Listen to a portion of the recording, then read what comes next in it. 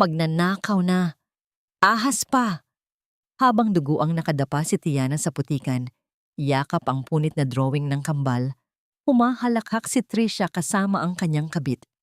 Umiwas ng tingin si Teodoro. Ang kanyang pananahimik ay isang malupit na pagtataksil. Ngunit mahigpit na humawak si Talao sa laylayan ni Tiana. Bumangon siya, matalimang titig. Babalikan ko ang mga bata. Hanggang kailan magbubulag-bulagan ng isang ama bago mawasak ang lahat? Isang hampas lupang magnanakaw. Pinakain na nga sa pamamahay ko. Ninakawan pa ako. Ang malakas at matinis na boses ni Trisha ay tila isang patalim na humiwa sa tahimik na umaga ng mansyon.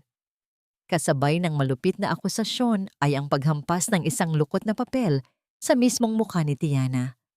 Dahan-dahang nalaglag ang papel sa sahig at kasunod nito ay ang pagbitiw ng mga manhid na daliri ni Tiana sa dalawang maliliit na lalagyan ng pagkain na kanina pa niya pinupunasan. Gawa sa paboritong asul na plastik ang mga lalagyang iyon, maingat na inihanda ni Tiana na may mainit na adobo at kanin para sa mga alaga niyang sina Talao at Tiestin. Sa loob ng 4 na taon, ang mga kamay niya ang naghiwa ng bawat sangkap. Ang balikat niya ang naging una ng mga bata sa tuwing nilalagnat sila, at ang puso niya ang umako sa pagmamahal na ipinagdamot ng mismong ina ng mga ito. Ngunit ngayon, sa harapan ng magarang kusina na saksi sa kanyang mga sakripisyo, nakatayo siya bilang isang kriminal. Nanuyo ang lalamunan ni Tiana, tila huminto ang pag-ikot ng mundo habang unti-unting naninikip ang kanyang dibdib. Pinilit niyang ibuka ang kanyang mga labi, ngunit walang lumabas na tinig. Nakatingin lamang siya sa papel na nasa marmol na sahig. Isang resibo mula sa sanglaan, nakapangalan sa kanya, kapalit ng isang pamanang kwintas na di umano'y nawawala. Paano naging kasalanan ng magmamahal ng tapat? Paano naging patunay ang isang papel na hindi niya kailanman nakita? Ma'am Tricia, pilit na pinigilan ni Tiana ang panginginig ng kanyang boses. Wala po akong kinukuha.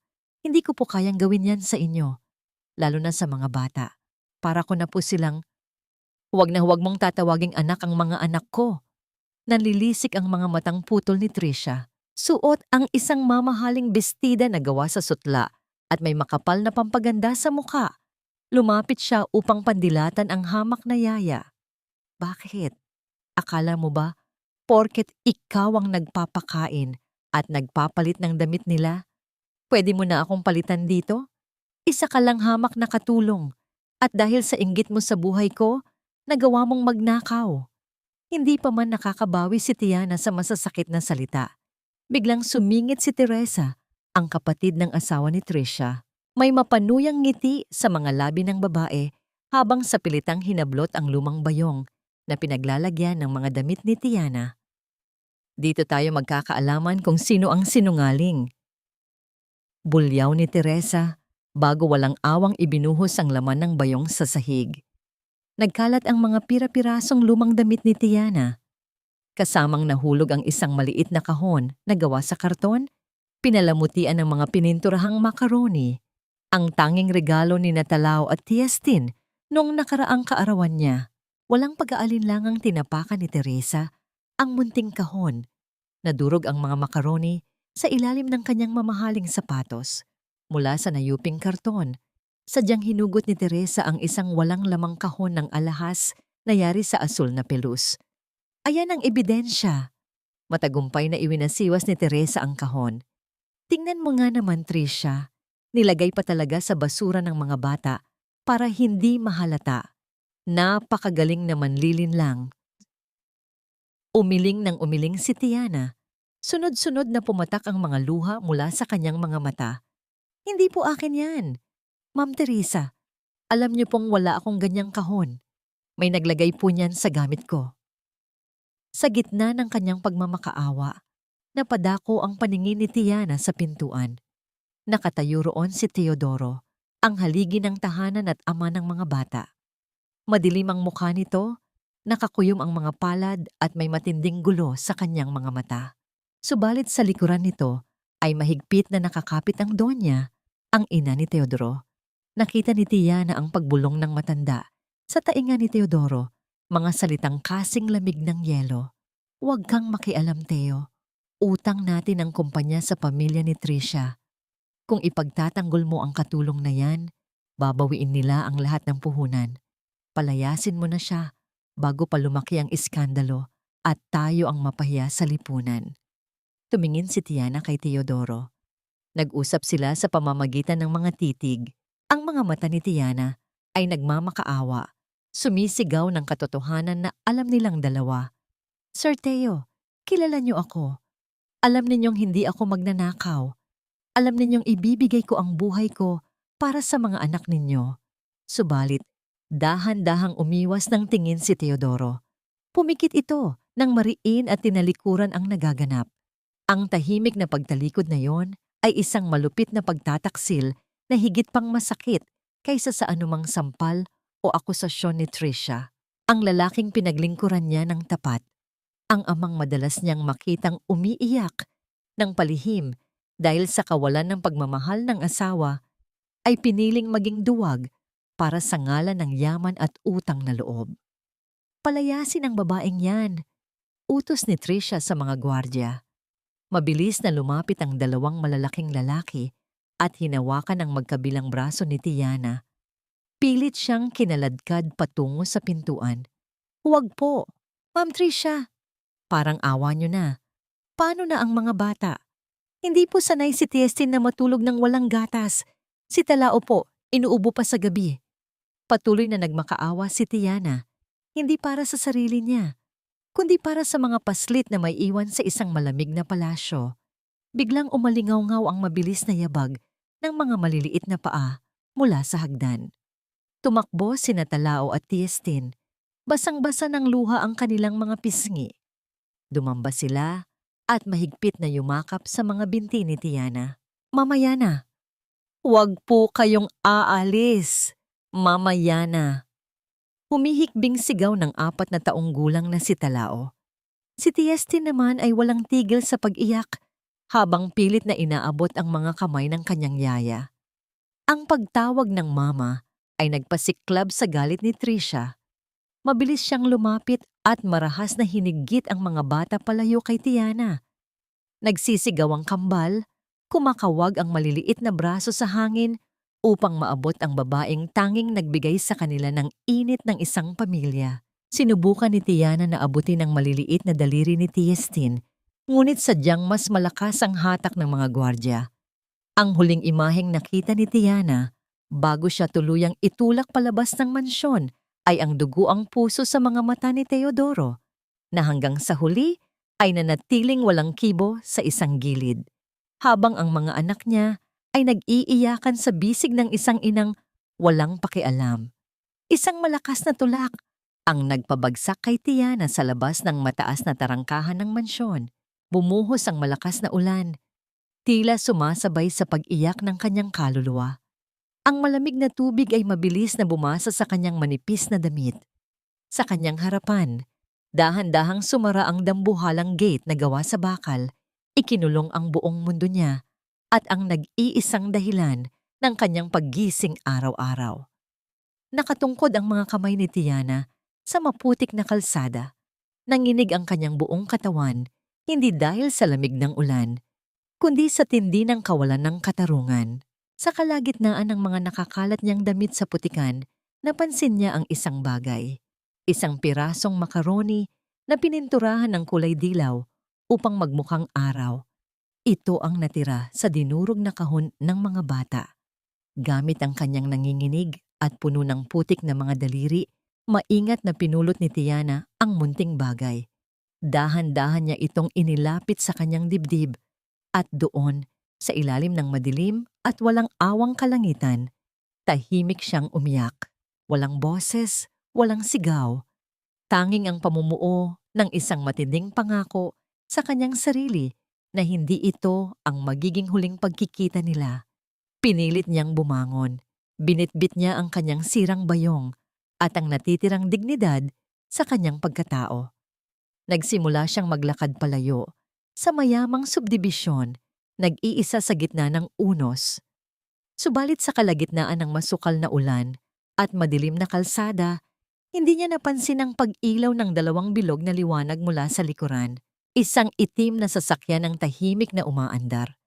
Dahan-dahang sumusunod at nagmamasid sa bawat mabibigat na hakbang niya palayo. Ang mga patak ng ulan sa kalsada ay tila nagbabadyang maghugas ng kasinungalingan, ngunit sa gabing iyon, ito muna ay magsisilbing saksi sa pagtatapos ng kanyang kamusmusan. Iba ang amoy ng hangin sa eskinita kumpara sa mansyon ng mga Bergara. Sa halip na halimuyak ng mamahaling pabango at malinis na linen, sinalubong si Tiana ng matapang na amoy ng pinapainit na mantika at usok mula sa uling. Nakayuko siyang nagwawalis sa magaspang at basag-basag na sementong sahig ng isang maliit na karinderya. Ang kanyang mga kamay, na sanay sa pag-aalaga ng masaselang balat ng mga bata, ay mabilis na nagkaroon ng kalyo mula sa maghapong paghuhugas ng mga mantikaing kaldero. Subalit hindi ang pagod ng katawan ang nagpapasakit sa kanya, kundi ang mabigat na puwang sa kanyang dibdib. Sa tuwing nakakakita siya ng mga batang naghahabulan sa labas, palihim niyang pinupunasan ang kanyang mga mata gamit ang laylayan ng kanyang kupas na t-shirt. Kumakain na kaya si Natalao? Umiinom ba ng sapat na tubig si Tiestin? Ang mga tanong na ito ay walang tigil na bumabagabag sa kanyang isipan. Sa gitna ng kanyang pag-iisip, napadako ang paningin niya sa maalikabok na bintana ng karinderya. Sa kabilang kalsada, may isang itim na sasakyang nakaparada sa ilalim ng puno ng balete. Wala itong plaka at hindi gumagalaw. Tila isang aninong tahimik na nagmamasid sa kanya mula pa kaninang umaga.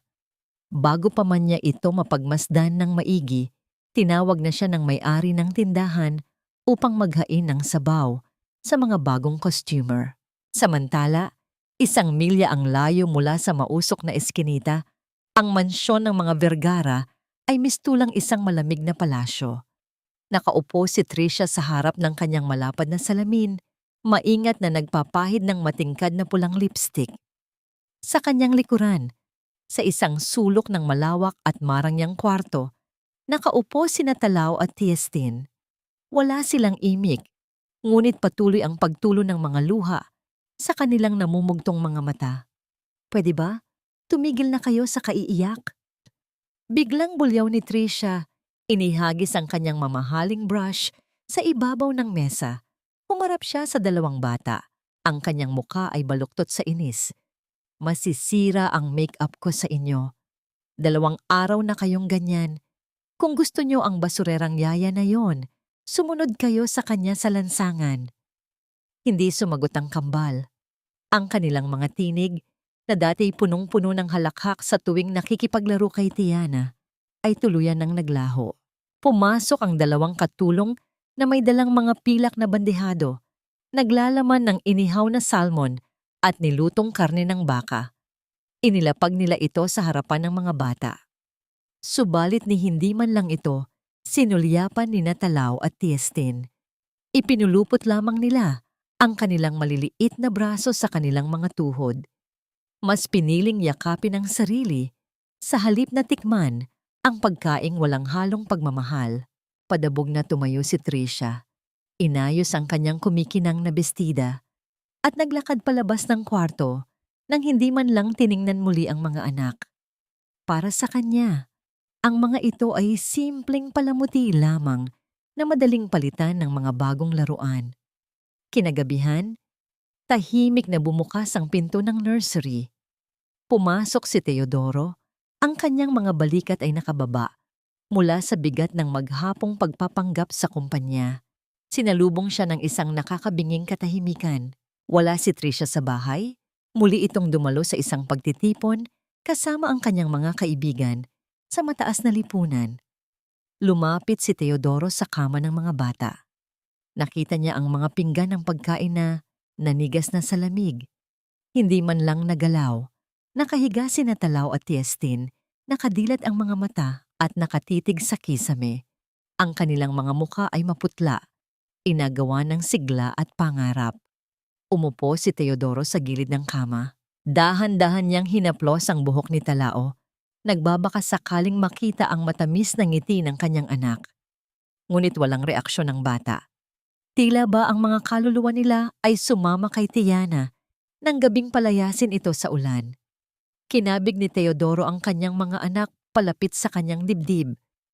Gusto niyang pagaanin ang kanilang loob.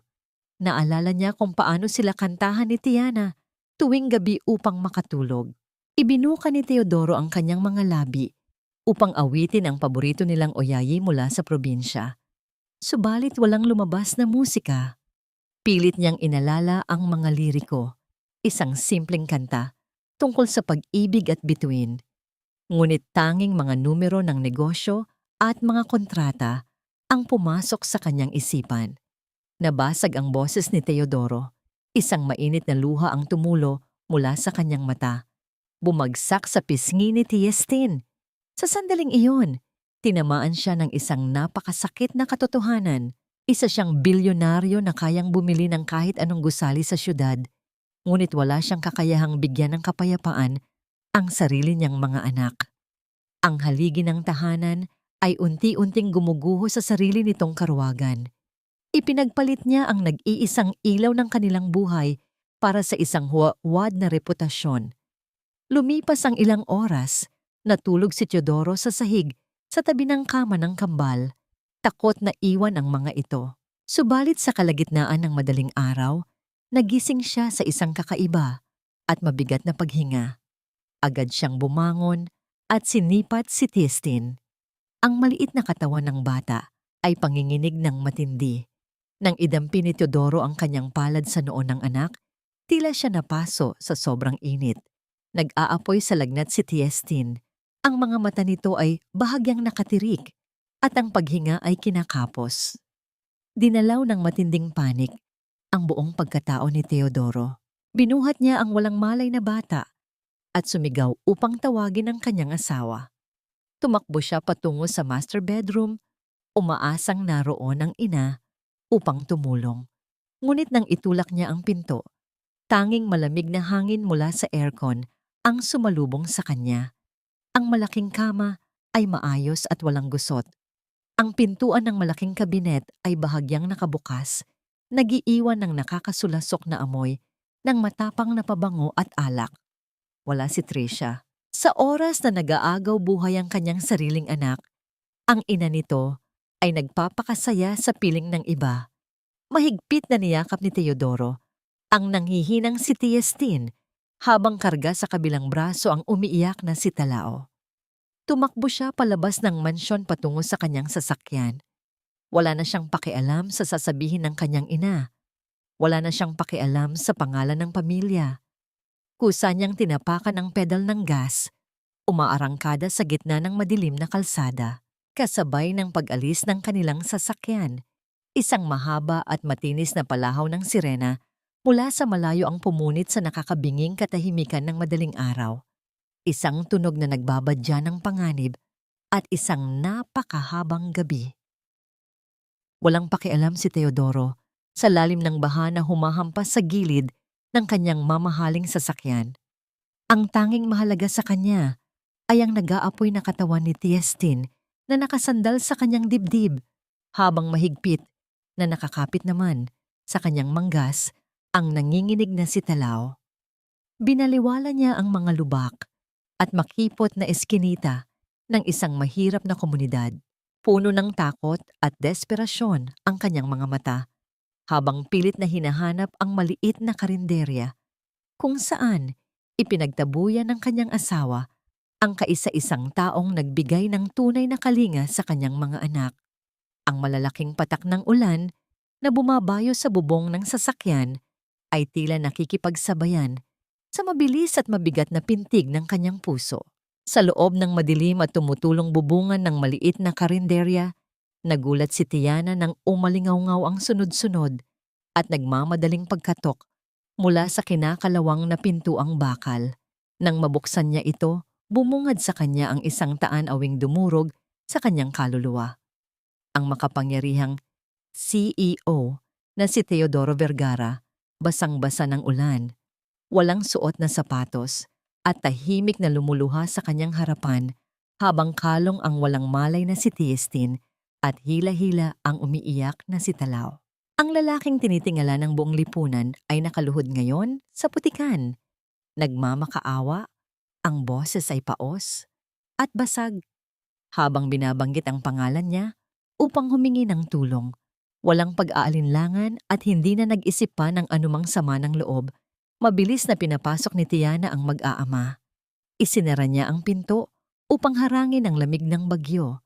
Mabilis siyang nagpakulo ng tubig at kumuha ng mga malinis at basang bimpo. Nang mailapag ni Teodoro si Tiestin sa manipis na banig, agad na pinunasan ni Tiana ang nag-aapoy na katawan ng bata gamit ang maligamgam na tubig na may halong halamang gamot. Sa mismong sandaling maamoy ni Tiestin at Talao ang pamilyar at nakakapanatag na amoy ng sabon at pawis ni Tiana, tila mahika na unti-unting kumalma ang kanilang mga paghinga.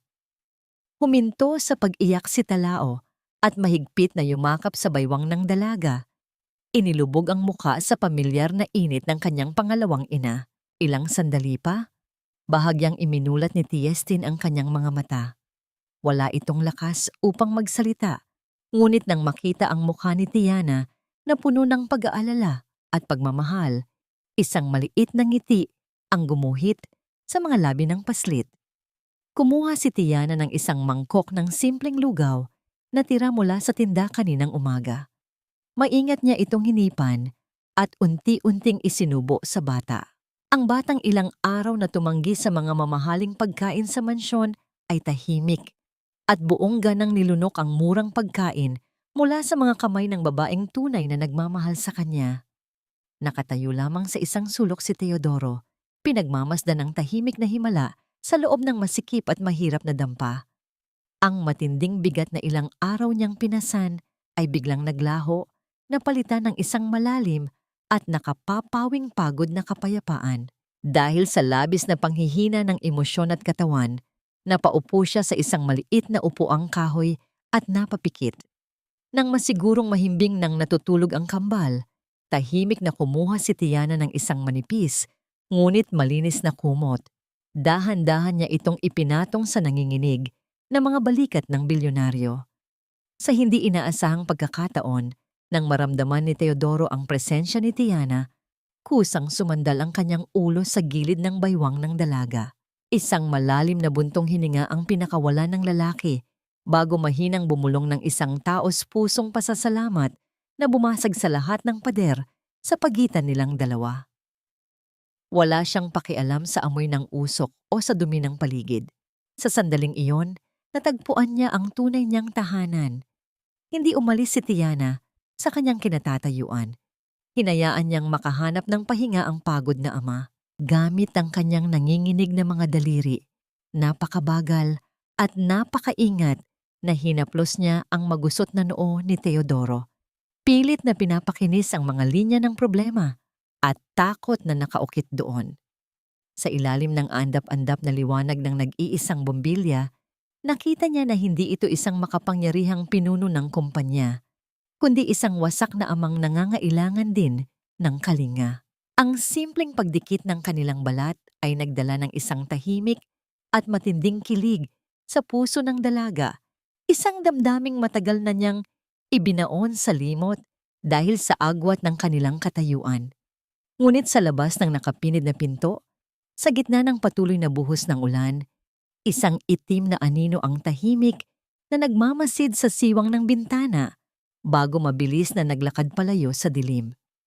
Pagsapit ng bukang liwayway, nalimpungatan si Teodoro bago pa man siya tuluyang makabangon upang silipin ang mga anak. Nagliwanag at sunod-sunod na yumanig ang kanyang cellphone mula sa kanyang basang bulsa. Isang mensahe ang bumulaga sa screen, nagpapabigat muli sa hangin sa loob ng kwarto. Mensahe ito mula kay Trisha na naglalaman ng mga salitang nagbabanta at puno ng lason. Nasaan kayo? May pulis na sa bahay. Ipapahanap ko kayo sa buong bansa. Ang malamig na liwanag mula sa screen ng cellphone ay sumalamin sa panibagong takot Sa mga mata ni Teodoro, nagpapahiwatig na ang maikling paraiso nila ay malapit ng wasakin. Ang malamig na liwanag mula sa screen ng cellphone ay tuluyan ng nagpagising sa diwa ni Teodoro. Pagsapit ng umaga, bit-bit ang natutulog pang kambal. Bumalik siya sa mansyon na tila walang nangyari. Sinalubong siya ng nag-uusok na galit ni Trisha, nakapamewang at bakas ang puyat mula sa magdamag na pagkakaparty. Sumisigaw itong nagtatanong kung saan niya dinala ang mga bata.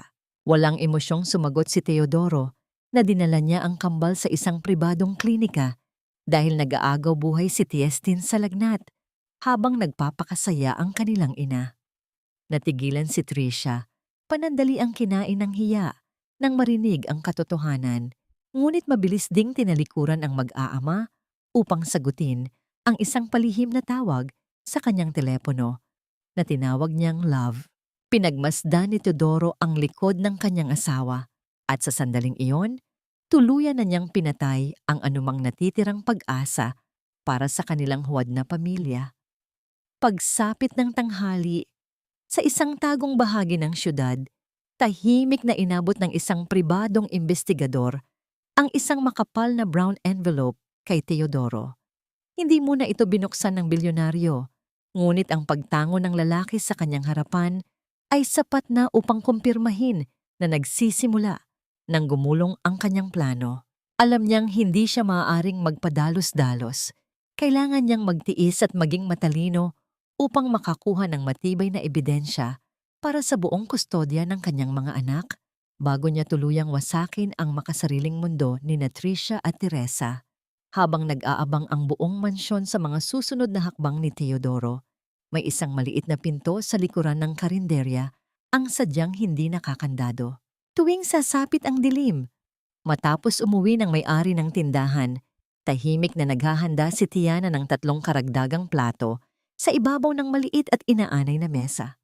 Ang kanyang puso ay palaging nakikipagkarera sa orasan, umaasa at naghihintay sa mga taong nagbibigay ng kulay sa kanyang madilim na mundo. Hindi nagtagal, isang pamilyar at marahang pagkatok ang nagpabilis sa kanyang paghinga. Bumukas ang pinto at iniluwa nito ang mga inosenteng napangiti ni Talaw at Tiestin. Kasunod ang amang tila na iwan ang lahat ng pagkapagod at bigat ng mundo sa labas ng pintuan. Ang masikip na espasyo ay biglang napuno ng pinigil na halakhak at simpleng kwentuhan. Walang mamahaling karne o alak sa mesa, tanging mainit na kanin, sariwang kamatis, at piniritong tuyo. Ngunit para kay Teodoro, ito ang pinakamasarap na hapunan sa buong buhay niya. Ipinakita niya ang isang bahagi ng kanyang pagkatao na walang ibang nakakakita. Itinupi niya ang manggas ng kanyang mamahaling polo, naghugas ng kamay, at walang kaarte-arteng nagkamay. Sa pagkain ng tuyo, kasalo ang babaeng nagligtas sa kanyang mga anak.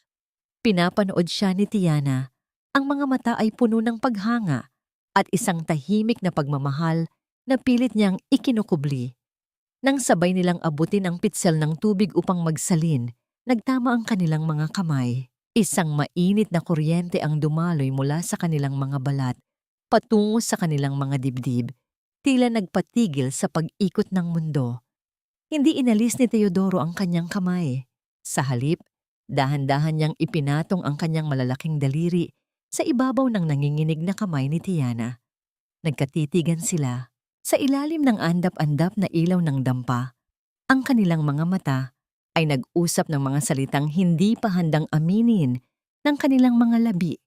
Isang malalim na paggalang, pangungulila, at pag-ibig na matapang na nabubuhay sa gitna ng panganib. Ngunit habang ninanamnam nila ang lihim na paraiso sa loob ng dampa, isang malagim na tuklas ang nagaganap ilang kanto lamang mula sa kanila. Pilit na nagtatago si Teresa mula sa mga armadong lalaking inutangan niya ng malaking halaga para sa kanyang bisyo sa sugal. Sa kanyang pag-iwas sa mga madilim na eskinita, napadpad siya sa isang pamilyar na kalsada malapit sa karinderya. Nanlaki ang kanyang mga mata nang makita ang isang mamahaling itim na sasakyan na pamilyar sa kanya, sadyang itinago sa likod ng isang gibang pader. Dahan-dahang gumuhit ang isang malisyosong ngiti sa kanyang mga labi, habang ang kanyang mahaba at matulis na anino ay gumapang sa malamig na semento, nagbabadyang sirain ang nag-iisang kanlungan ng mga taong matagal na niyang ninanakawan ng kaligayahan. Ang lamig ng hangin sa mansyon ay hindi sapat upang palamigin ang nag-iinit na ulo ni Teresa. Nakatago sa madilim na bahagi ng hardin, nanginginig ang kanyang mga kamay habang mahigpit na hawak ang telepono. Kausap niya ang mga armadong lalaking pinagkakautangan niya dahil sa walang tigil na pagkalulong sa sugal. Banta sa kanyang buhay ang kapalit ng hindi pagbabayad. Sa matinding desperasyon, mabilis niyang tinawagan si Tricia. Walang pag-aalinlangang hiningan niya ng malaking halaga ang asawa ng kanyang kapatid. Nang subukang tumanggi ni Tricia, dahan-dahang lumabas ang kamandag sa boses ni Teresa. Nagbanta siyang ibubunyag sa buong pamilya kung paano nila pinagplanuhan ang paglalagay ng pekeng resibo sa bag ng hamak na yaya kung hindi siya mabibigyan ng pera. Napilitang sumang-ayon si Tricia, ngunit ang usapang yon ay nag-iwan ng malalim na lason ng hinala sa kanyang isipan. Kinahapunan, napansin ni Tricia ang isang kakaibang pagbabago sa kambal. Habang dumadaan siya sa sala, nakita niya sina Talaw at Tiestin na tahimik na naglalaro, hindi na umiiyak, at tila may kakaibang sigla sa kanilang mga mata. Subalit nang lumapit siya upang sitahin ang mga ito, dahil sa pagkakalat ng laruan, isang pamilyar ngunit murang amoy ang pumasok sa kanyang pangamoy. Amoy ito ng murang sabong panlaba at usok ng kahoy malayong malayo sa mamahaling sabon na ginagamit sa kanilang bahay. Mabilis na gumapang ang pagdududa sa sistema ni Tricia. Patago niyang sinuri ang dashcam ng sasakyan ni Teodoro, ngunit natuklasan niyang sadyang pinatay ang recording nito tuwing gabi. Puno ng paranoia, tinawagan niya ang isang lalaki sa kanyang telepono na nakapangalan bilang Love, ang kanyang lihim na karelasyon, at inutusan itong umupa ng tauhan na susunod sa bawat galaw ng kanyang asawa. Sa kabilang banda ng lungsod, ramdam ni Teodoro ang panganib. Habang nagmamaneho siya patungo sa tagong karinderya, matapos ang trabaho, napansin niya sa kanyang rearview mirror ang isang kotseng kanina pa hindi humihiwalay sa kanyang likuran. Dumoble ang kaba sa kanyang dibdib. Hindi maaaring matuklasan ng mga kalaban kung saan niya itinatago ang kanyang puso. Gamit ang kanyang husay, mabilis siyang lumiko sa mga makikipot at madidilim na eskinita ng lumang pamilihan. Sa isang biglaang pag-iwas sa isang nakaharang na kariton, napilitan siyang tapakan ng madiinang preno. Ang lakas ng puwersa ay naging dahilan upang tumama ang kanyang noo sa gilid ng manibela, lumikha ng isang maliit ngunit nagdurugong sugat. Matapos ang ilang mapanganib na pag-ikot, tuluyan niyang naiwala ang mga nakasunod sa kanya. Halos liparin ni Teodoro ang distansya papasok sa likurang pinto ng karinderya. Pagkapasok niya, mabilis siyang napasandal sa isinarang pinto, humihingal at nababalot ng malamig na pawis. Agad na nabitawan ni Tiana ang hawak na sandok nang makita ang dugo sa noo ng bilyonaryo. Wala na siyang pakialam sa hiya. Ang nanaig ay ang matinding pag-aalala. Mabilis siyang kumuha ng malinis na basahan, binasa ito ng maligamgam na tubig at maingat na inilapit ang sarili kay Teodoro, na ngayon ay nakaupo sa maliit na silya. Habang marahang pinupunasan ni Tiana ang sugat, ang kanilang mga muka ay ilang pulgada lamang ang layo sa isa't isa. Naamoy ni Teodoro ang pamilyar at nakakapanatag na samyo ng sampagwita mula sa buhok ng dalaga. Nang mahapdan ng bilyonaryo at bahagyang mapangiwi, kusang inilapit ni Tiana ang kanyang mga labi at napakahanay na hinipan ang sugat upang maibsan ang kirot. Sa mismong sandaling dumampi ang malambot na hininga ni Tiana sa kanyang balat, kusang pinigil ni Teodoro ang kanyang sariling paghinga. Nakatitig lamang siya sa mga mata ng dalaga, ninanamnam ang matinding pag-ibig na nag-uumapaw sa kanyang dibdib ngunit hindi pa maaaring isigaw. Ang katahimikan sa pagitan nila ay napuno ng isang matinding kilig na tila nagpatigil sa oras. Ngunit ang tahimik nilang mundo ay biglang nayanig. Isang malakas at sunod-sunod na paghampas sa manipis na pintuan ng karinderya ang bumasag sa kanilang malalim na pagtitinginan. Ang kahoy na pinto ay umuuga sa lakas ng pagkalampag mula sa labas. At bago pa man makapagsalita si Teodoro, isang matinis at puno ng galit na boses ang umalingaw-ngaw mula sa kabilang dulo ng pinto. Isang boses na nagpatindig sa balahibo ni Tiana. "Buksan mo ang pintong ito, Yaya. Alam kong nandyan ang asawa ko. Buksan mo to kung ayaw mong ipagiba ko ang basurahan mong tindahan." Sigaw ni Tricia. Ang kanyang boses ay tila isang matalim na karit na handang pumatay sa anumang kaligayahang natitira kay Tiana. Walang nagawa si Tiana kundi ang mabilis na itulak ang kambal patungo sa maliit na imbakan ng mga bigas sa likuran. "Huwag kayong lalabas. Parang awa nyo na." Bulong niya sa nanginginig na boses bago hinarap ang papalapit na unos. Sa isang iglap, puwersahang naitulak ang pinto mula sa labas. Pumasok si Tricia na tila isang reynang naghahanap ng mapapatay, kasunod ang tatlo niyang kaibigang sosyalan na agad inilabas ang kani-kanilang mamahaling cellphone upang i-record ang bawat segundo ng kahihiyang mangyayari. "Look at these girls! Dito pala nagtatago ang dakilang yaya at ang aking asawa." Bulyaw ni Tricia. Ang kanyang boses ay nangingibabaw sa ingay ng ulan sa labas. Lumingon siya sa paligid. Ang kanyang mukha ay punong-puno ng pandidiri habang tinitingnan ang mga lumang silya at madidilim na sulok ng karinderya. Amoy isda, amoy usok, bagay na bagay sa isang tulad mong ahas. Nakatayo lamang si Tiana sa gitna. Pilit na itinatago ang panginginig ng kanyang mga kamay. Sa likod ng isang makapal na kurtina, nakakubli si Teodoro. Naririnig niya ang lahat.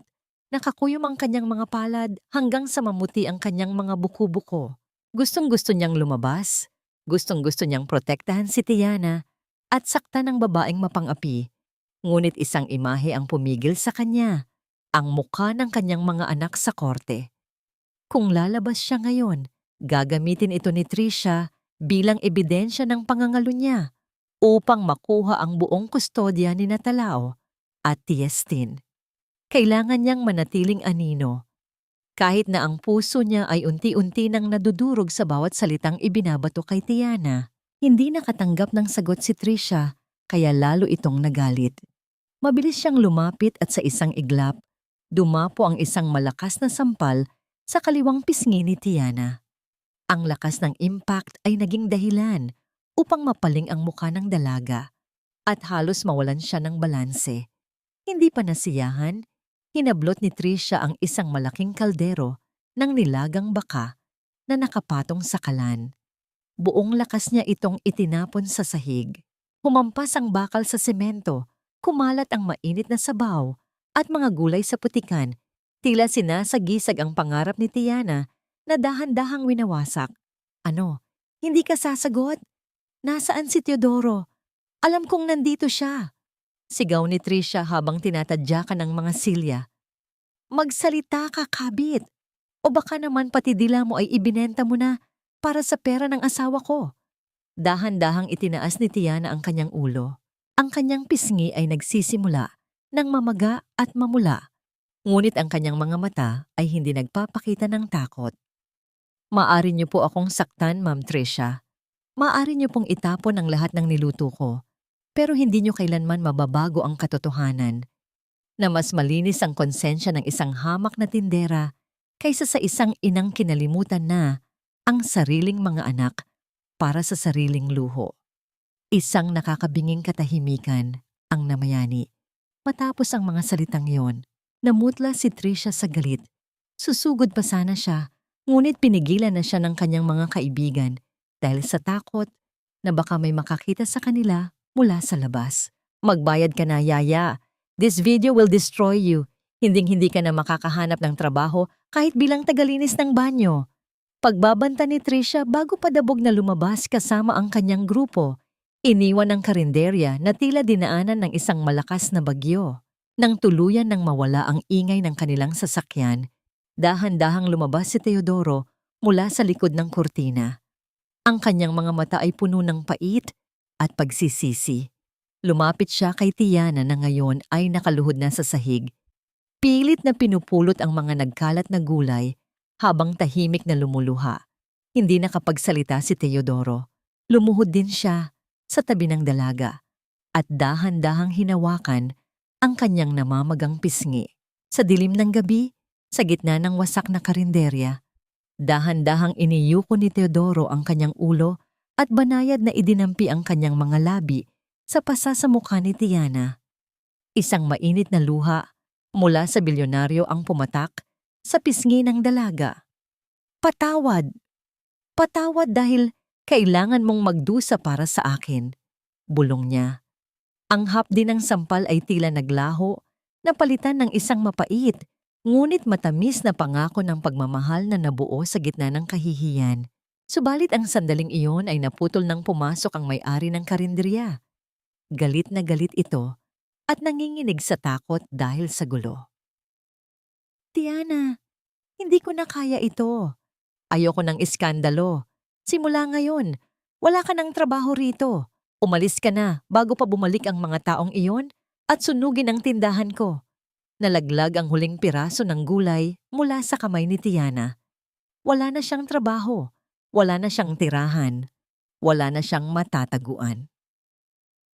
Habang ang gabi ay unti-unting lumalalim, ang mansyon ng mga Vergara ay nababalot ng isang mapanlinlang na katahimikan. Si Tricia, suot ang isang itim na bestidang lalong nagpatingkad sa kanyang kagandahan, ay mabilis na lumabas ng bahay upang makipagkita sa kanyang lihim na kasintahan sa isang mamahaling hotel. Dahil sa pagmamadali at kawalan ng pakialam, naiwan niyang bahagyang nakabukas ang tarangkahan sa likuran ng hardin. Ang kambal na naiwang mag-isa sa kanilang silid dahil sa kapabayaan ng kanilang ina ay dahan-dahang lumabas upang hanapin ang tanging taong nagbibigay sa kanila ng seguridad. Isang malakas na pagkabulwak ng tubig ang biglang bumasag sa katahimikan ng gabi. Si Tiestin, sa kanyang pagnanais na makita si Tiana sa labas, ay hindi napansin ang gilid ng malalim na swimming pool.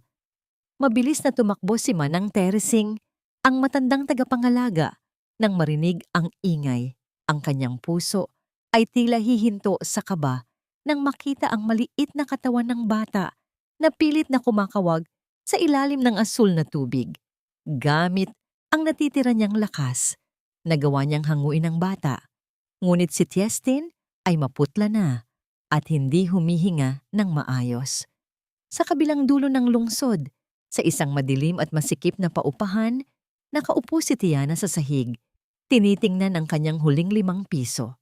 Wala na siyang trabaho, at ang tanging natitirang alaala ng kanyang pamilya ay ang isang lumang singsing na ginto mula sa kanyang yumaong ina. Biglang niyanig ang katahimikan ng kanyang cellphone. Ang boses ni Manang Teresing sa kabilang linya ay punong-puno ng takot at paghagulgol. Hindi na nag-isip pa si Tiana. Kahit walang sapin sa paa at walang dalang kahit anong pera, mabilis siyang tumakbo patungo sa pinakamalapit na ospital kung saan dinala ang bata. Pagdating niya sa ospital, sinalubong siya ng malalamig na dingding at ang nakakasulasok na amoy ng gamot. Kailangan po ng 50,000 piso para sa paunang deposito at operasyon. Malamig na pahayag ng nurse. Walang nagawa si Tiana kundi ang tumakbo patungo sa isang sanglaan sa tapat ng ospital. Habang iniabot niya ang kaisa-isang singsing ng kanyang ina, naramdaman niya ang matinding hapdi sa kanyang dibdib. Ibinenta niya ang kanyang huling kayamanan, hindi bilang isang hiram na pera, kundi bilang isang sakripisyo para sa batang hindi man niya kadugo, ay itinuring na niyang sariling buhay, ngunit hindi pa doon natatapos ang pagsubok. Kailangan ng bata ng bihirang uri ng dugo at wala kaming stock sa blood bank, anunsyo ng doktor.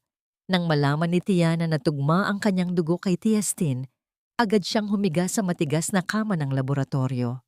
Kahit na siya ay nanghihina dahil sa gutom at puyat, Hinayaan niyang sipsipin ng makina ang kanyang dugo. Habang nakatingin siya sa plastic na bag na dahan-dahang napupuno ng pulang likido, isang mapayapang ngiti ang gumuhit sa kanyang mga labi. Ito ang dugo ng isang ina, isang pag-aalay na higit pa sa anumang ginto. Dumating si Teodoro mula sa isang biglaang business trip, hingal na hingal at puno ng takot. Ang unang bumungad sa kanya sa loob ng kwarto ay hindi ang kanyang asawa, kundi si Tiana, maputla, nanghihina at may benda sa braso, habang mahigpit na hawak ang kamay ng natutulog na si Tiestin. Sa sandaling iyon, ang lahat ng galit at pagdududa ni Teodoro ay naglaho. Lumapit siya at dahan-dahang niyakap si Tiana mula sa likuran. Inilubog ang kanyang mukha sa balikat ng dalaga habang humihingi ng tawad sa bawat patak ng kanyang luha. Makalipas ang 2 oras, pumasok si Trisha sa silid. Suot pa rin ang kanyang damit panggabi at amoy alak at pabango ng lalaki. Agad siyang nagkunwaring umiiyak, lumapit kay Tiestin at nagsimulang gumawa ng eksena tungkol sa kung gaano siya nag-alala. Ngunit napansin ni Manang Teresing na nakatayo sa isang sulok ang isang mapulang marka sa leeg ni Trisha na pilit nitong itinatago ng kanyang buhok. Isang marka ng kataksilan na hindi kailanman magagawa ng isang tunay na ina. Hindi na nakapagtimpi si Teodoro. Tiningnan niya si Trisha ng may matinding pagkasuklam. Nasaan ka noong nag-aagaw buhay ang anak mo, Trisha? Nasaan ka noong kailangan niya ng dugo? Ang kanyang boses ay mahina, ngunit punong-puno ng pait na tila isang hatol ng kamatayan para sa kanilang pagsasama. Ang ilusyon ng kanilang perpektong pamilya ay tuluyan ng nadurog sa harap ng lahat. Sa gitna ng tensyon, biglang bumukas ang pinto ng kwarto. Pumasok ang Donya, ang ina ni Teodoro, na may matigas at mapanghusgang tingin. Nanlaki ang kanyang mga mata nang makita si Teodoro na nakayakap pa rin kay Tiana sa harap ng kanyang asawa. Ang kanyang pagpasok ay nagdala ng isang panibagong unos na mas madilim pa sa nagdaang bagyo. Anong kahulugan nito, Teodoro? Bakit mo hinahayaang yakapin ka ng katulong na yan sa harap ng asawa mo? Ang boses ng matanda ay umalingaw-ngaw sa buong silid. Nagpapahiwatig na ang laban para sa katarungan at pag-ibig ay nagsisimula pa lamang. Walang utang na loob, isang hampas lupang katulong na mapangahas. Ang matalim na boses ng Donya ay tila isang hagupit na bumasag sa katahimikan ng pasilyo ng ospital. Sa harap ng mga nurse at iba pang pasyente, itinuro niya si Tiana na tila ba ito ay isang maruming hayop na pumasok sa kanilang marangyang bakuran. Kasunod nito ay ang marahas na paghila ng Donya sa braso ni Teodoro. Inilalayo ang kanyang anak mula sa yakap ng babaeng kapapasalamang ng dugo upang iligtas ang buhay ng kanyang apo. Nakatayo lamang si Tiana, ang kanyang mukha ay kasing putlan ng mga dingding ng ospital. Ang benda sa kanyang braso ay may bahid pa ng sariwang dugo at ang kanyang katawan ay nanginginig sa matinding panghihina. Subalit sa halip na pasalamatan, ang tinanggap niya ay ang mapanghusgang titig ng babaeng nakasuot ng mga perlas at ginto. Napatingin si Tiana sa kanyang mga kamay na wala ng suot na singsing. Ang huling alaala ng kanyang yumaong ina na isinakripisyo niya para sa deposito ng bata. Ang irony ng sitwasyon ay tila isang lason. Ang taong nagbigay ng lahat ay siyang pinararatangan ng masama ng mga taong walang ibinigay, kundi sakit.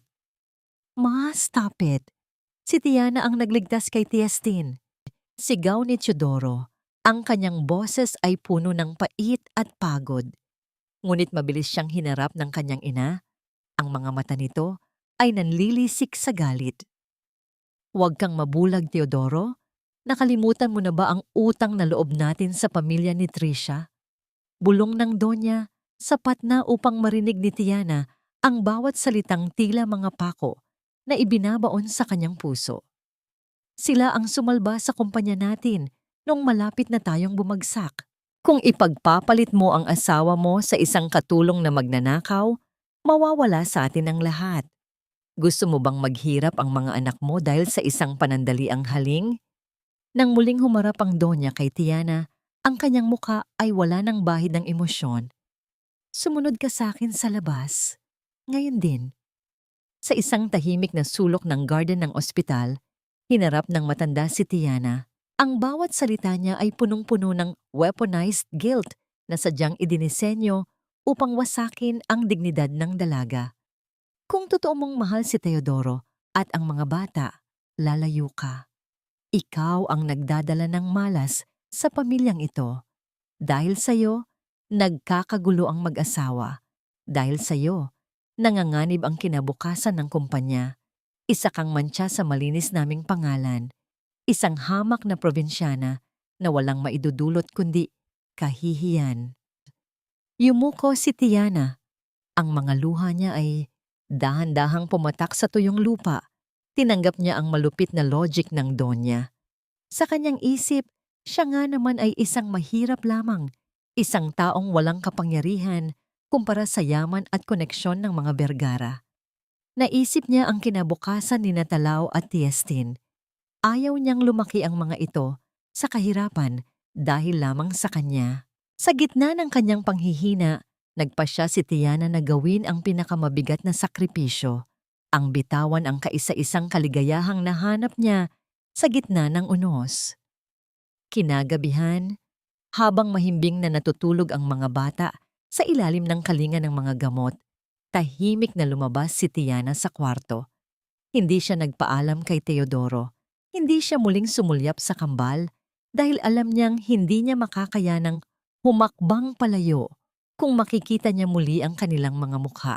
Iniwan lamang niya sa ibabaw ng mesa ang isang maliit na bagay, ang kahon ng macaroni art na pilit niyang isinalba mula sa putikan nung gabing pinalayas siya. Ito ang kanyang puso, ang kanyang kayamanan, na iniwan niya bilang alaala.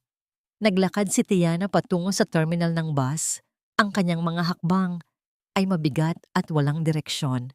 Bawat sentimo na natira sa kanya ay ginamit niya upang makabili ng tiket patungo sa malayong probinsya, sa lugar kung saan siya nagmula, kung saan walang mansyon, walang ginto, at walang mapanghusgang mga mata. Samantala, sa loob ng ospital, nagising si Teodoro na wala na si Tiana sa kanyang tabi. Agad siyang naghahanap, tinanong ang mga nurse, ngunit tanging iling ang kanyang natatanggap. Nang makita niya ang macaroni art box sa mesa, napaupo siya sa sahig at tahimik na humagulgol. Sa loob ng kahon, may nakasingit na isang maliit na pirasong papel, ang resibo ng sanglaan para sa singsing ni Tiana. Sa sandaling iyon, tuluyan nang nagising ang diwa ni Teodoro. Ang babaeng pinaratangan nilang magnanakaw ay siyang nagbenta ng kanyang huling alaala para sa kanila. Puno ng galit na hinarap ni Teodoro ang kanyang ina sa hallway. Bayad na tayo, ma. Bayad na tayo sa lahat ng utang na loob na sinasabi mo. Ang singsing ni Tiana, ang dugo niya, ang dignidad niya, yan ang kabayaran sa lahat ng yaman natin. Pero hindi ko hahayaang pati ang kaluluwa ko ay makuha ninyo. Walang pakialam si Teodoro sa mga sigaw ng kanyang ina. Mabilis siyang tumakbo patungo sa kanyang sasakyan kasama ang kanyang mga tauhan. Alamin niyo kung anong bus ang sinakyan niya. Ngayon din, bulyaw niya sa kanyang cellphone. Sa loob ng isang bus na bumabaybay sa madilim na highway, nakasandal si Tiana sa bintana. Pilit na pinatitigil ang kanyang mga luha habang hawak ang kanyang nanginginig na mga kamay. Ang bawat kilometrong inilalayo ng bus ay tila isang hibla ng kanyang puso na pilit na pinuputol. Ngunit biglang nayanig ang katahimikan ng gabi. Isang sunod-sunod na busina ang umalingaw-ngaw sa paligid. Mula sa bintana, nakita ni Tiana ang tatlong malalaking itim na SUV na pilit na humaharang sa dinadaanan ng bus. Ang ugong ng malalakas na makina ay tila mga leon na umaungol sa gitna ng kadiliman. Sa pilitang huminto ang bus, nagdulot ng gulat sa lahat ng pasahero. Bumukas ang pinto ng isa sa mga SUV at lumabas ang isang lalaking may magusot na buhok, walang suot na coat, at ang mga mata ay punong-puno ng determinasyon at pangungulila. Si Teodoro. Dahan-dahang humakbang si Teodoro patungo sa pintuan ng bus. Ang kanyang anino ay humahaba sa ilalim ng mga headlight ng mga sasakyan.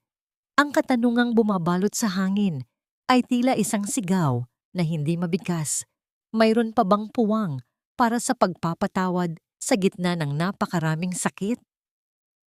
Nanginginig ang mga kamay ni Tiana habang nakatingin sa lalaking dahan-dahang umaakyat sa hagdan ng bus. Ang bawat hakbang ni Teodoro ay tila isang pintig ng puso na pilit na bumabasag sa katahimikan ng gabi. Nang magtagpo ang kanilang mga mata, nakita ni Tiana ang isang Teodoro na hindi niya kailanman nakita. Isang lalaking basag, pagod, ngunit may apoy ng determinasyon na hindi kayang patayin ng anumang bagyo. Tiana, bumaba ka dyan. Mahina ngunit punong-puno ng awtoridad na pakiusap ni Teodoro. Ang kanyang boses ay nanginginig sa pagitan ng galit at pangungulila. Sir Teo, parang awa niyo na. Hayaan niyo na po akong umalis. Para rin po ito sa inyo, sa kumpanya, sa pamilya niyo. Hikbi ni Tiana, pilit na iniiling ang kanyang ulo habang mahigpit na nakahawak sa kanyang luma at kupas na bag. Hindi nakinig si Teodoro. Lumapit siya at marahang hinawakan ang mga kamay ni Tiana. Pilit na hinihila ito mula sa dilim ng kanyang nakaraan. Ikaw ang tahanan ko, Tiana. Ikaw ang nag-iisang ilaw sa madilim kong buhay. Huwag mo akong iwan sa impyernong iyon ng mag-isa. Hindi ko kailangan ng kumpanya kung ang kapalit nito ay ang kaluluwa ko. Ang mga salitang iyon na binigkas sa harap ng lahat ng mga pasaherong nakamasid ay tila isang sumpa ng katapatan na tuluyang nagpabagsak sa mga pader na itinayo ni Tiana. Samantala, sa loob ng malawak at marangyang mansyon ng mga Vergara, isang tahimik na himagsikan ang nagaganap. Si Manang Teresing, ang matandang tagapangalaga na halos 7 dekada na ang itinalaga sa pamilya, ay hindi na makatiis sa bigat ng lihim na kanyang nasaksihan, habang sina Tricia at Teresa ay abala sa pagpaplano ng kanilang susunod na hakbang sa sala. Dahan-dahang pumasok ang matanda sa kwarto ni Teresa. Ang kanyang mga kamay ay nanginginig sa takot, ngunit ang kanyang puso ay nagnininga sa pagnanais para sa katarungan. Alam ni Teresing na may itinatago ang kapatid ni Teodoro. Sa ilalim ng isang makapal na Biblia sa tabi ng kama ni Teresa, isang panlinlang na simbolo ng kabanalan, natagpuan niya ang hinahanap. Isang maliit na piraso ng papel na may tatak ng isang kilalang sanglaan. Ang petsa nito ay eksaktong tumutugma sa araw na nawala ang pamanang kwintas. Hindi ito resibo ng pagkakasangla ni Tiana. Ito ang tunay na patunay na si Teresa mismo ang kumuha at nagbenta ng kayamanan ng pamilya upang bayaran ang kanyang mga utang sa sugal. Ngunit bago pa man makalabas si Teresing, bumukas ang pinto. Nakatayo roon si Tricia, ang kanyang mga mata ay nanlilisik habang nakatingin sa papel na hawak ng matanda. Anong ginagawa mo sa gamit ni Teresa? Matanda ka? Ang matinis na boses ni Tricia ay tila isang laso na kumalat sa silid. Hindi natakot si Teresing. Alam ko na ang totoo, Tricia. Alam ko ang ginawa ninyo kay Tiana. Hindi ko hahayaang mabulok ang batang iyon sa kasalanang hindi niya ginawa. Isang marahas na pagtulak ang ginawa ni Tricia. Tumama ang likod ni Teresing sa gilid ng mesa, nagdulot ng isang matinding sakit sa kanyang matandang katawan. Subalit sa kabila ng hapdi, mabilis na nakatakbo ang matanda patungo sa banyo at ikinandado ang pinto. Gamit ang kanyang nanginginig na mga daliri, kinuha niya ang kanyang lumang cellphone. Pinikturan niya ang resibo at mabilis na nag-record ng isang maikling pahayag.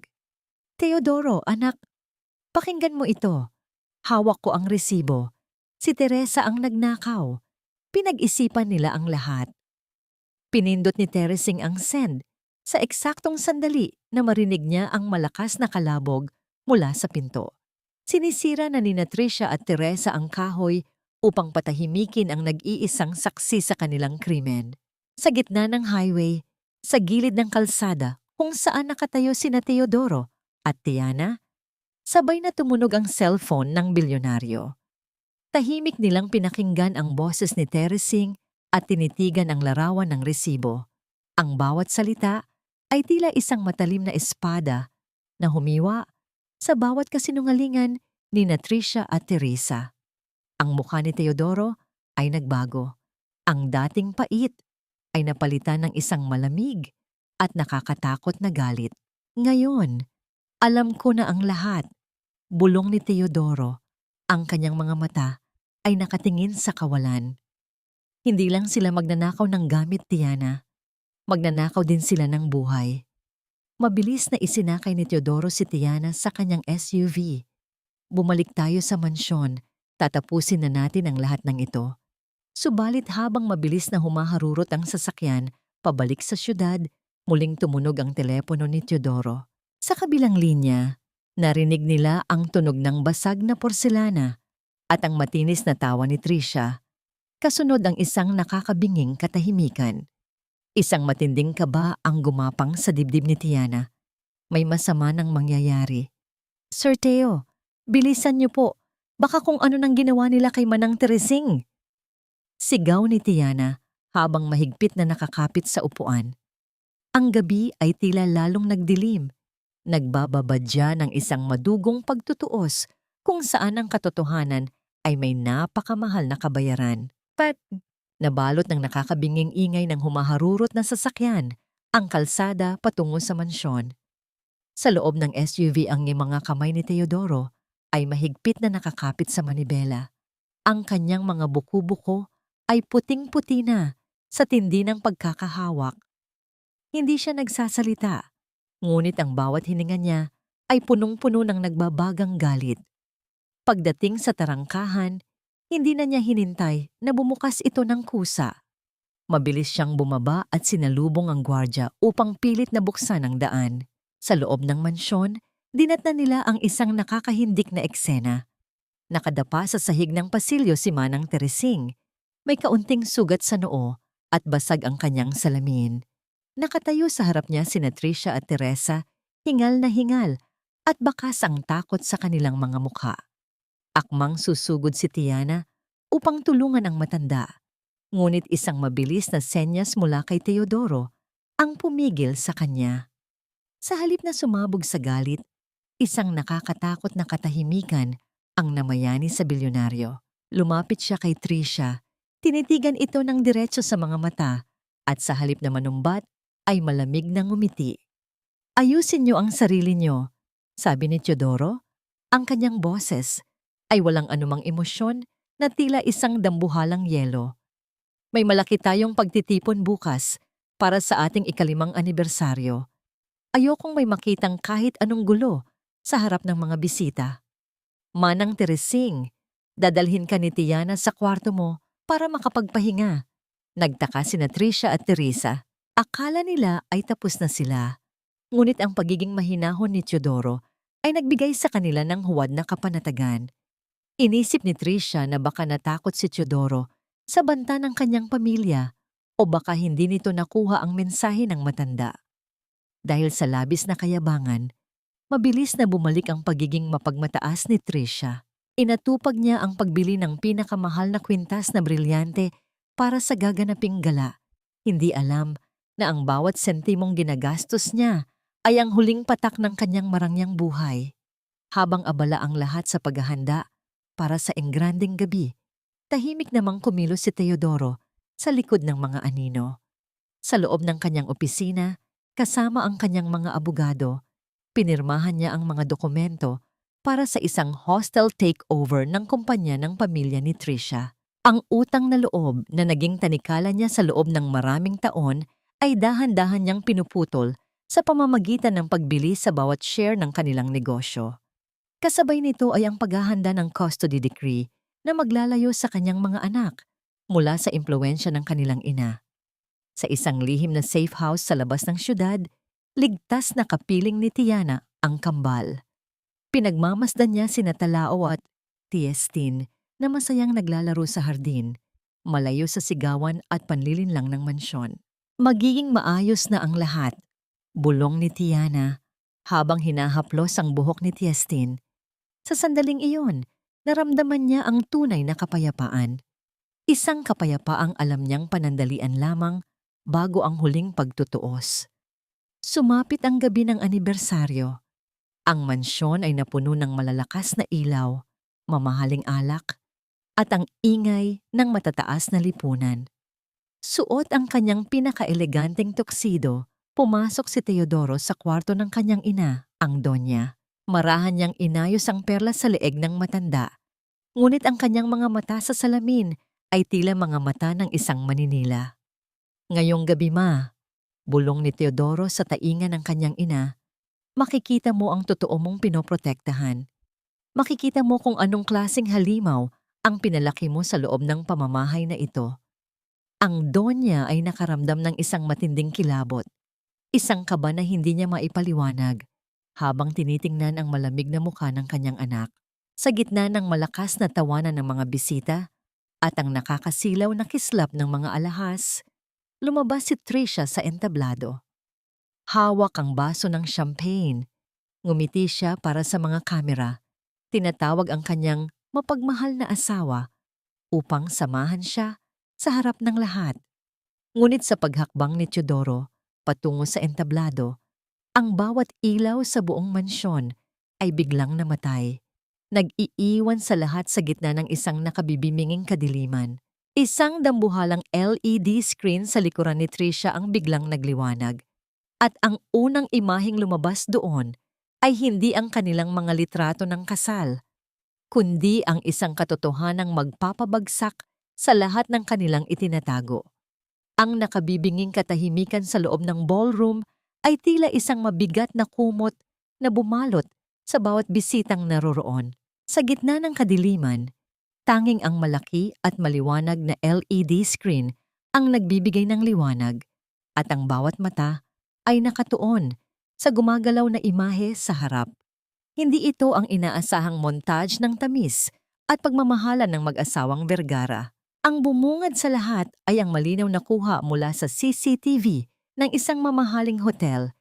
Kitang-kita si Tricia na masayang nakikipaghalikan at nakayakap sa kanyang gym instructor. Ang mga ngiti niya ay punong-puno ng kataksilan na hindi kailanman nakita ni Teodoro sa loob ng kanilang tahanan. Ano ito? Teodoro, patayin mo yan. Isang malaking paninira ito. Ang tili ni Tricia ay pumunit sa katahimikan. Ang kanyang boses ay nanginginig sa pagitan ng hiya at galit.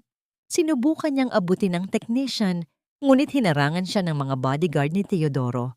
Hindi natapos doon ang pasabog. Ang video ay napalitan ng isang audio recording, ang boses ni Tricia na tinatawag na pabigat ang sariling mga anak. At ang paghalakhak nila ni Teresa habang pinag-uusapan kung paano nila itinago ang resibo ng kwintas sa bag ni Tiana.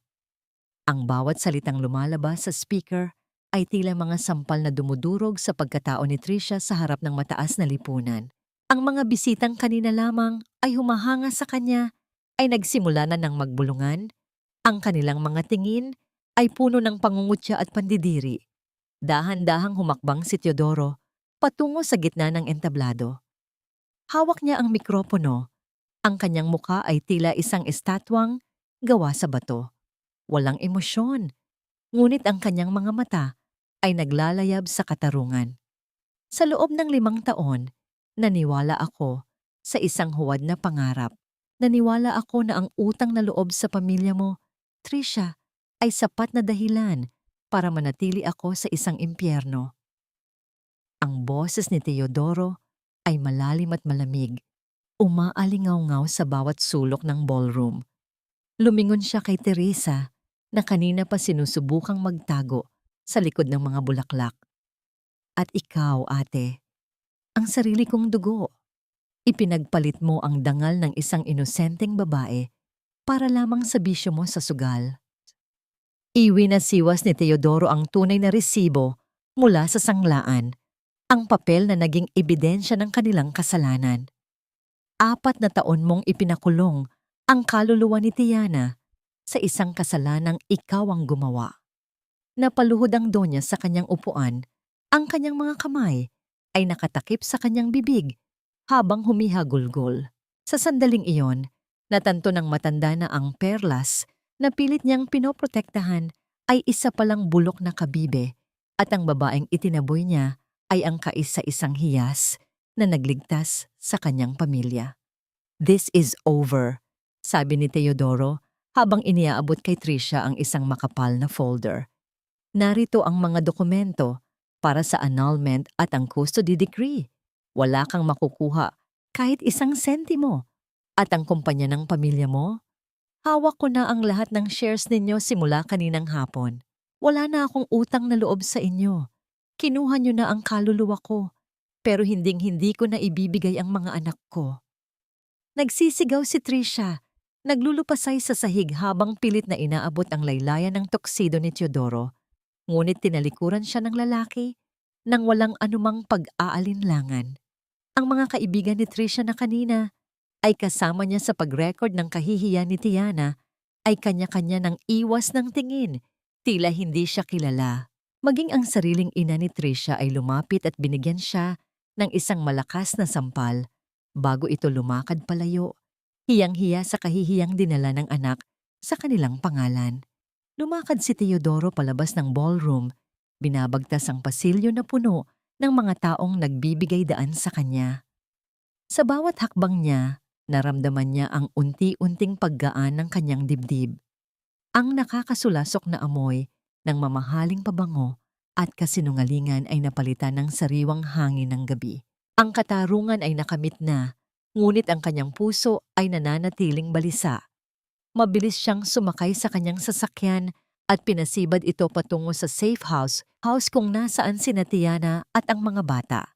Ang kanyang isipan ay punong-puno ng imahe ng dalaga, ang kanyang mga ngiti, ang kanyang sakripisyo, at ang dugong ibinigay nito para sa kanyang anak. Gusto niyang sabihin dito na tapos na ang ulan.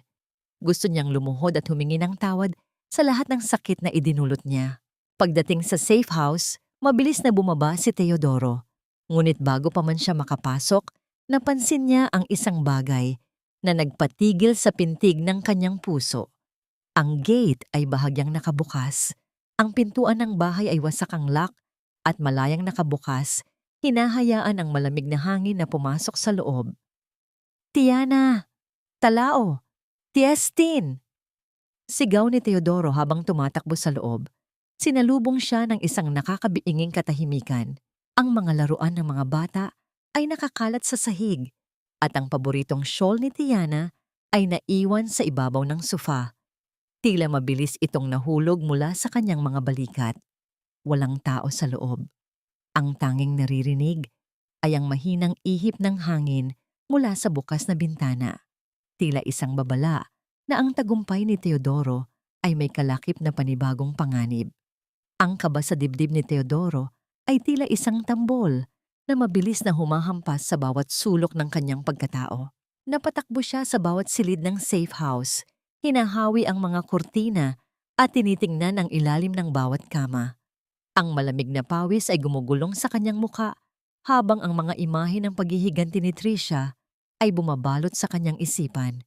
Inisip niya na baka ginamit ng asawa ang kanyang huling koneksyon upang tapatan ng kanyang hakbang at kunin ang lahat ng mahalaga sa kanya.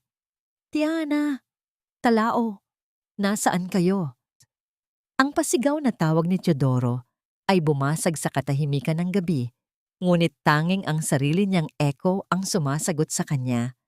Halos mawalan na siya ng pag-asa nang mapansin niya ang bahagyang paggalaw ng mga dahon sa bakuran sa likod ng bahay. Mabilis siyang tumakbo patungo sa glass door at marahas itong binuksan. Doon, sa ilalim ng malamig at maliwanag na sinag ng buwan, natagpuan niya ang isang tanawing hindi niya inakalang makikita matapos ang lahat ng gulo. Nakahulog sa damuhan si Tiana. Ang kanyang mga kamay ay puno ng lupa habang tinuturuan sina Talao at Tiestin kung paano magtanim ng maliliit na buto sa isang paso. Ang mga bata ay hindi umiiyak. Sa halip, naririnig ni Teodoro ang mahihina nilang halakhak. Ang lock ng pinto ay sadyang nasira ni Tiana kanina upang makalabas sila ng mabilis kung sakaling may dumating, ngunit pinili nilang manatili sa ilalim ng langit upang masilayan ang mga bituin. Sa tindi ng kaginhawaan at emosyong nag-uumapaw, hindi na nagawang tumayo ng tuwid ni Teodoro. Ang kanyang mga tuhod ay nanghina at kusa siyang napaluhod sa basang lupa. Ang kanyang mamahaling tuksido na nagkakahalaga ng daan-daang libong piso ay tuluyang napuno ng putik at dumi, ngunit wala siyang pakialam. Tinakpan niya ang kanyang muka gamit ang kanyang mga palad at doon, sa harap ng babaeng nagligtas sa kanyang kaluluwa, ay humagulgol siya ng walang pigil. Dahan-dahang tumayo si Tiana. Pinunasan niya ang lupa sa kanyang mga kamay bago lumapit sa bilyonaryo. Lumuhod din siya sa tapat nito, hindi bilang isang katulong, kundi bilang isang kapantay na kaluluwa. Ginamit niya ang kanyang mga hinlalaki upang punasan ang mga luha sa pisngi ni Teodoro.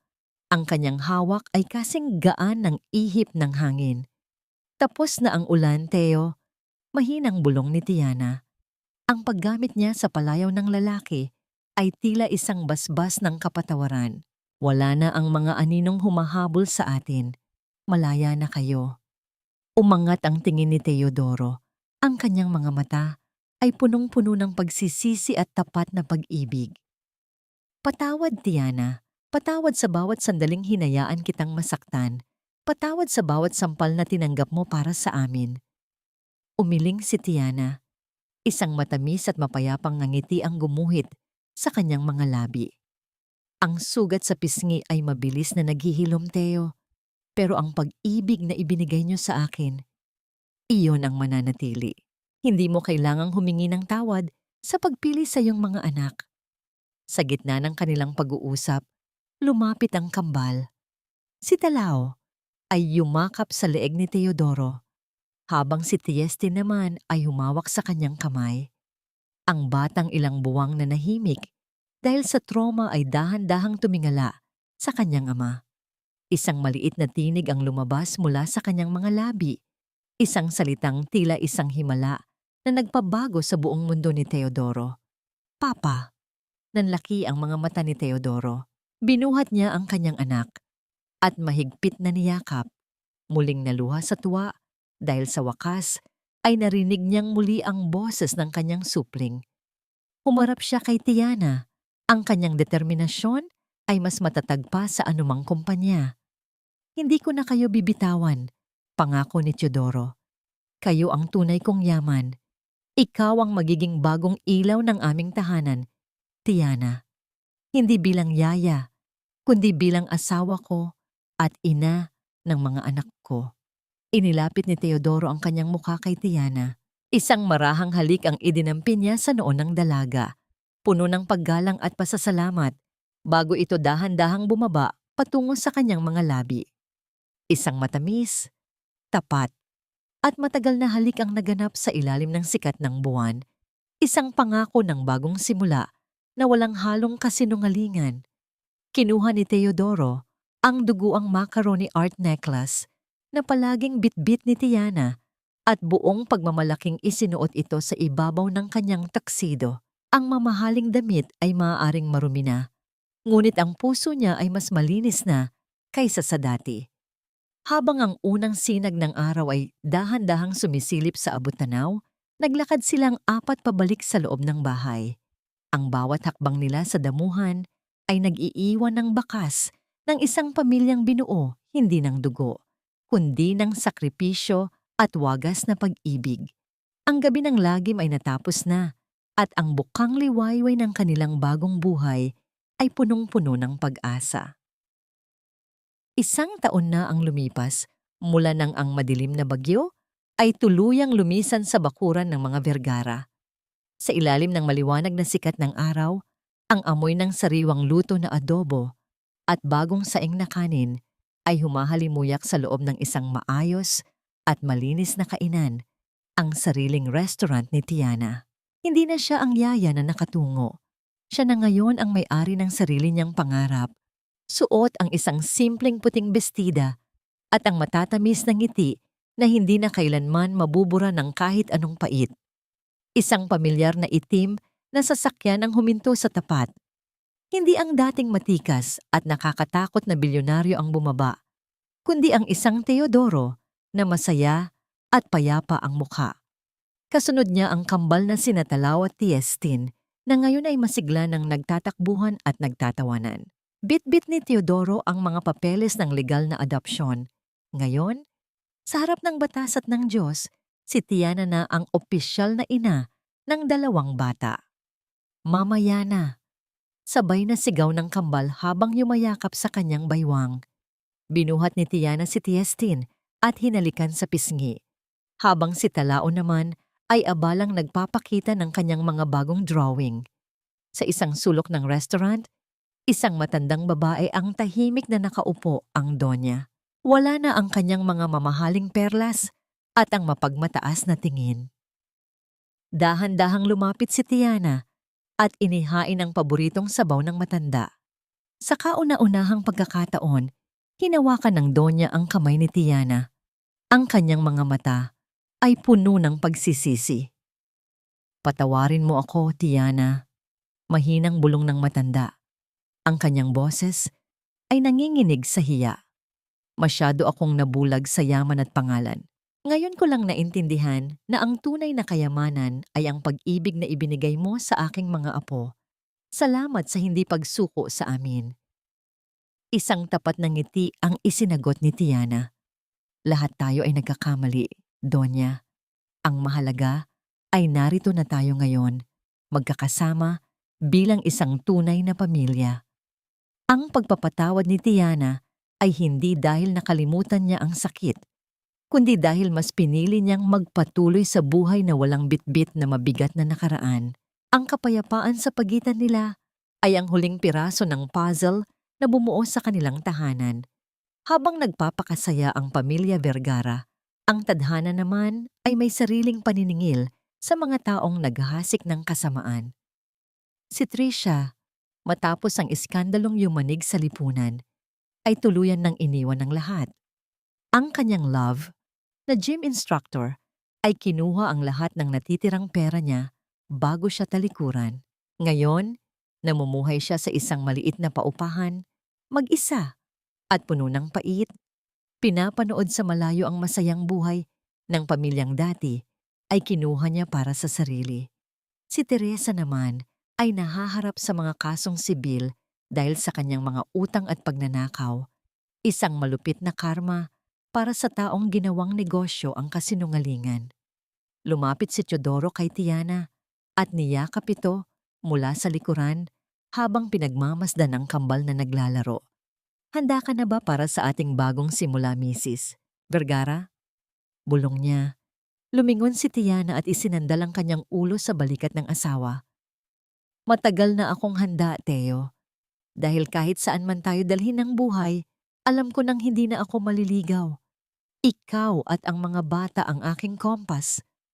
Ang kwento ni Tiana ay isang paalala sa lahat na ang tunay na ilaw ng tahanan ay hindi nasusukat sa ginto o titulo. Ito ay matatagpuan sa mga kamay na handang humawak sa iyo sa gitna ng unos, sa pusong handang magpatawad, at sa kaluluwang handang magsakripisyo para sa kaligayahan ng iba.